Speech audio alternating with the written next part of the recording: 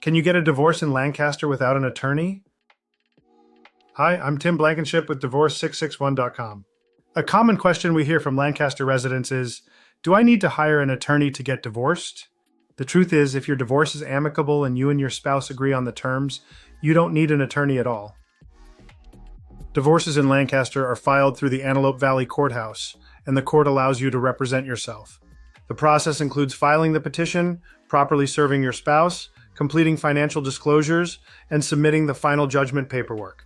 While it's absolutely possible to do this without an attorney, most people run into delays because the paperwork is complicated and the e-filing system is strict. For example, we recently worked with a Lancaster couple who started their divorce on their own. They thought they were finished after 6 months, only to learn the judgment had never been submitted. We corrected their paperwork, filed the judgment, and had their case finalized within weeks.